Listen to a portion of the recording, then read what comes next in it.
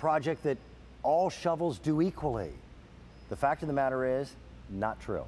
I get to introduce you to the son of the man who invented it. This is Julian Mathau. How are you, my friend? Good to see you again, Dan. How's Dad doing? He's 91. 91, still kicking. He was, by trade, a metal expert.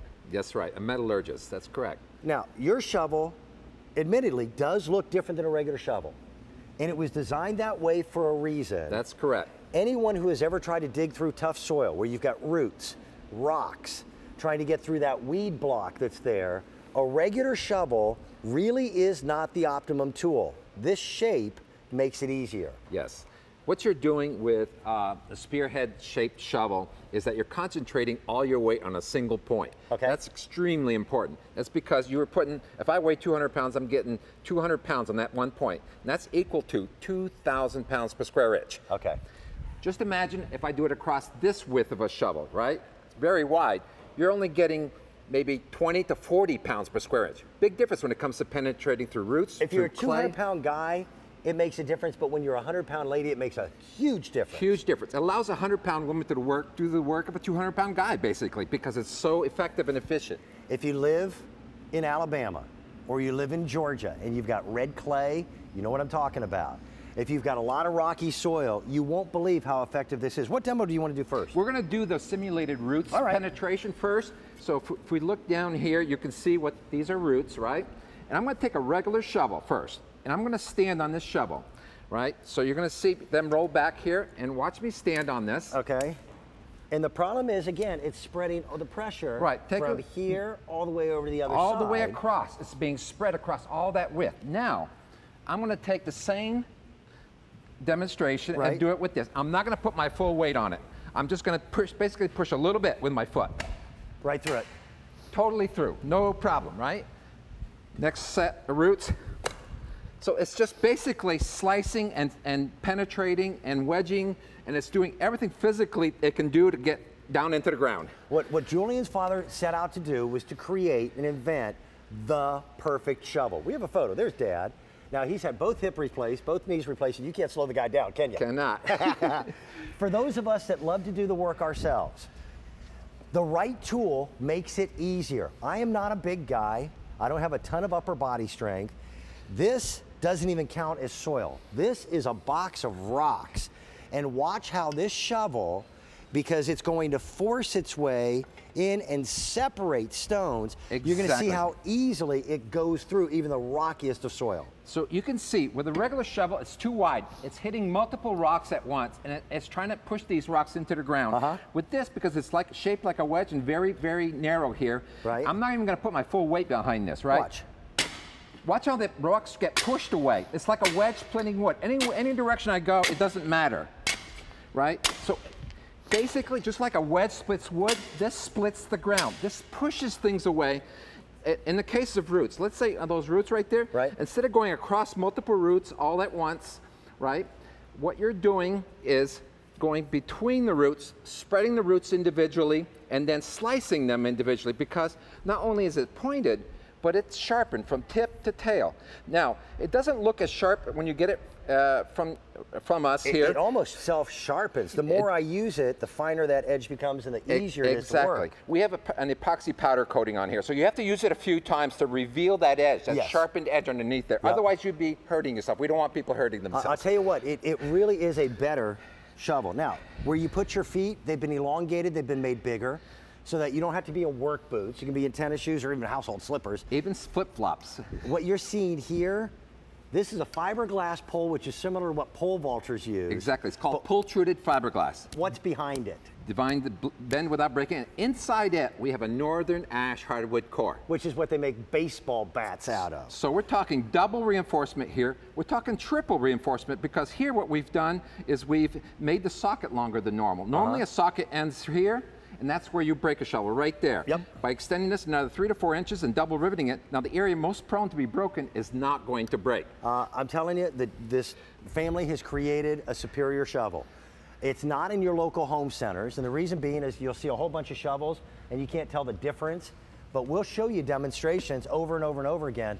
I can't recommend this anymore. It is absolutely the perfect digging tool. What's the percentage of people that would recommend it to a friend? On QVC.com, it was what, 99%? 99%. 99%. We're going to go off to Debbie, who's in Florida. Welcome, Debbie. How are you? Fine, thank you. Debbie, are you picking this up, or have you tried this before? Oh, I've had it for a few months. Okay. And before, I had a lot of difficulty using a regular shovel. I'm a little older now and not as much strength. But as I was telling the representative, there was an established shrub that I was able to dig up by myself. Uh-huh. And with not a whole lot of effort. It's lightweight and the end is sharp. I just think it's a wonderful product. And we're getting into fall, which is the best time of year to start splitting plants. That's correct. Transplanting like hostas, things like that. Your ornamental grasses, anything like that, it's got lots of roots, very tough to do with a regular shovel. This is so much easier to do. And it's like a knife and a shovel at the same time. You're slicing and cutting and pulling things out of the ground that much, much easier than a regular Debbie, did it make a difference for you then? Oh, yes. Yes. I mean, I can use it on almost everything now. I don't have to ask my son to help me. Yeah. And Debbie, you said you're getting a little older. Julie and I both looked at each other and went, yeah, we know how that feels. For cutting through sod, there's nothing like it. For digging fence post holes, again, nothing like it. And for what you were doing with the transplanting of plants, it makes it a lot simpler. And just digging a hole to put another plant in. Yeah. Yep. Because I have roots and on my property, and I could get through the small ones with it. Yep. So yeah, so whether you're dealing with clay, you're dealing with rocky soils, you're dealing with roots, you're dealing with the fact that you don't have as much strength as you used to, or you have ailments with sore things in your body that you just want something that's easier for you, this is the product. You know, you're able to do big things, you know, move bushes. Big plant. And Debbie, gardening is one of the most popular hobbies in America. But you never hear anybody go, my hobby is digging holes. Nobody likes digging holes. That's one thing I really don't enjoy doing. Yeah. Well, we're thrilled that you're thrilled, and the best part is you'll have this thing for a lifetime. Okay? Okay. Thanks, Debbie. Thanks, Debbie. Thank you. Bye-bye. I was telling Julian today, I had a gentleman, a good buddy of mine, who's a landscaper come over, and we were moving an excessive amount of plants, and he was using a regular shovel. So I walked out to the garage, I got my spearhead, showed it to him. It was so funny. This guy's a professional, and he had never seen a shovel that dug as easily into rocky Pennsylvania soil like this thing does. I know he ordered one for each of the guys on his crew.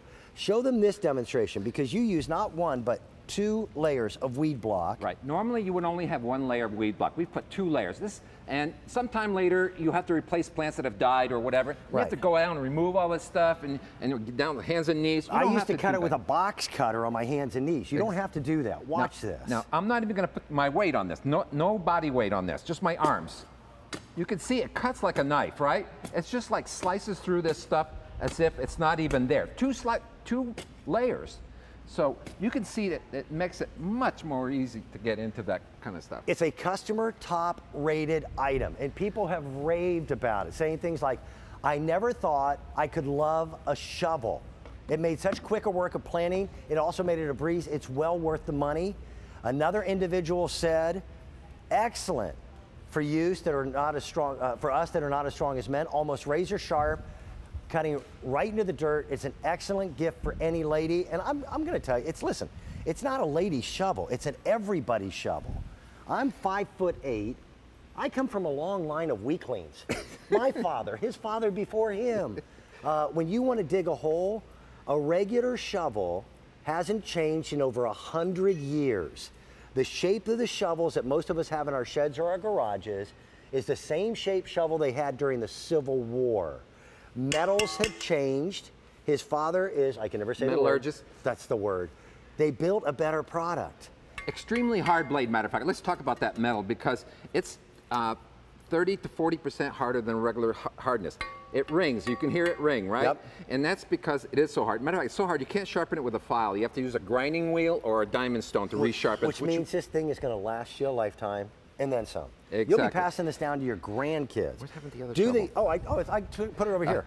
So again, we're going to show you that demonstration of just let me hold this important it is to be pointed and to be shaped like a wedge. I've got Granddad's shovel right here, and you all have shovels like this.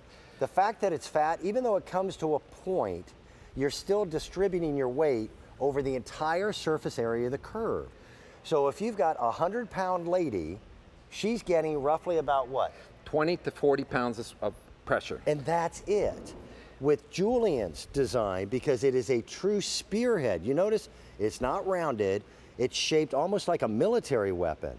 It's concentrating 100% of the pressure and weight right up here to that tip. So that 100-pound lady now has the force of a 200-pound man. Right, and it's about 1,000 pounds per square inch. And again, we're going to show you a regular shovel trying to push through this. You're putting your whole weight on it. Right? Nothing's happening. Here, borrow mine, it's better. So, same situation, right? And here we go. Not my full weight. Right through it. No right problem. We're going to head back up to your neck of the woods, and we're going to say hello to Stacy, who's up in the New England state, Massachusetts. Am I right, Stacy? Yes, how are you? Doing very, very well.